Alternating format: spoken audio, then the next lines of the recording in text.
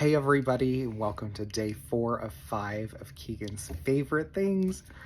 We're almost there. I'm so excited to start this journey with you guys.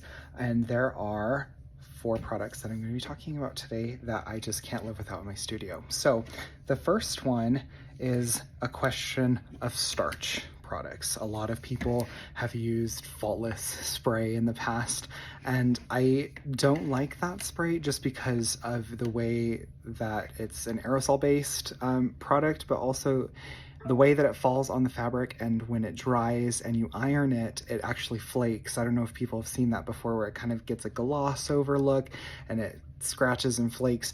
I don't like that, and I don't want that to happen, but I still want more of a hold on my material. A lot of people for a lot of years have used this product, Best Press. This used to be the best thing since sliced bread, but I don't like the fact that you have to, even though it doesn't do flaking or residue or anything like that, smells great, it does not give you a really stiff feel on the material where you're trying to stabilize all of the bias and any stretch or waffle that is occurring when you're cutting all of these various different shapes. Like this month, we're cutting 49 of them. Out of the 3 fabrics, 49 total, not 49 of each 3, I promise. But it is, it's good to have a starch product that actually works on the first try rather than having to do multiple layers and it never seems to dry. So I don't particularly like this one. There are 2 products that I use in my own studio now, and one of them is Flatter. Flatter I absolutely love. They smell amazing. My favorite scent is this Pineapple Grove right here. Oh my Lanta, smells so good. Smells so good. Just like a tropical vacation. It does come in scentless if you are sensitive to scents or don't like pineapple happiness. Lacy is really good. It smells kind of like perfume. Celebration smells really, really good. Fig smells a little bit earthy, fruity. Let's see, what other ones do we have? There's mint. It doesn't smell like toothpaste. It smells like spearmint, and kind of herby. It smells good. So if you like mint but don't want it to smell like toothpaste, that one's good. But I really like this because you can use one layer and it really does add body to the material for you to be able to get more accurate cuts, as well as happier piecing when you're putting everything together. It's not all waffly and everything.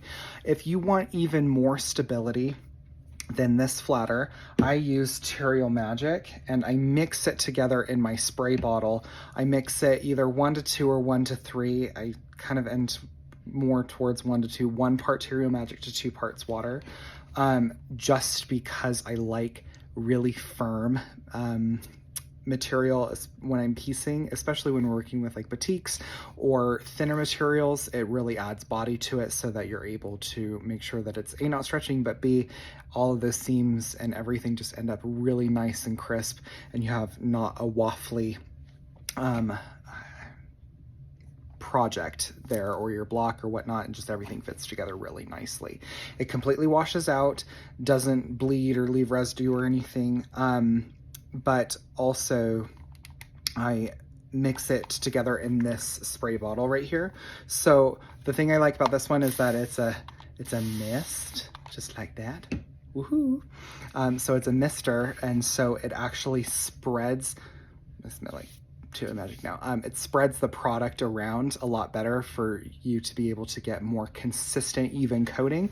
And so I use it with both my Flatter and Material Magic mix, just because I like having the ability to be able to disperse all of that that product without having to waste as much when I'm putting it on my yardage before I start cutting. We'll be talking about when to starch, how to starch, do all that stuff in the video that is going to be coming out on the 20th for our first class. That is starch products. Yay! So I like Flatter and Material Magic. Material Magic I do dilute because I don't particularly like everything being super card stocky. So I do dilute that, and I use Flatter on the daily, and I put them all in my little bottles. All 3 of those items are on the web store for your perusal. When you go to the Flatter, it does have a drop-down menu for you to be able to select which flavor you want. And I recommend trying multiple because I like them and I have them all. So the last thing I want to talk about is something that is very important. I mentioned it in either the description of the Facebook video or the YouTube video or in the email where I sent out the link. If there's one thing that you get that will make your life a lot easier, not only in general for a lot of different task square triangle, paper piecing, and various other patterns that require this very specific measurement. If there's one thing that you get, it would be this ruler for this month, just because it'll make your life a lot easier. There's a lot less thinking involved, which also means that there's a lot less opportunity for you to make errors. So if you look at a traditional ruler, they have all of the markings in 1/8 inch increments. And for a lot of, see, I have product everywhere, all of these rulers now. If you look at a lot of paper piecing patterns or half square triangles, or the pattern that we're working with today, in order to get the specific size of block that we need, we have to cut our pieces, a majority of them, in 7/8 inch increments. And so lining up on that very last line is tricky to get very accurate because it's not a consistent solid line. And so Creative Grids has come to the rescue. This one is an old version. I've had this for literally ages. But I'm getting a reflection. The ruler works in 7/8 inch increments. It doesn't have halves in it or anything. So what you can do is you can measure over, okay, this is 7/8 of an inch, 1 7/8 of an inch, which is one of the sizes that you're going to be cutting a lot of things at. 45 of your pieces are going to be cut that way. So 1 7/8 inch squares, being able to cut those accurately and have them exactly be all the same size without having any difference between them, even a 16th or 32nd of an inch over how many seams we're doing, will create a lot of a difference. So make sure to grab one of these at the sale price while we have them available, and we'll ship them out to you, or you can pick them up on the 20th.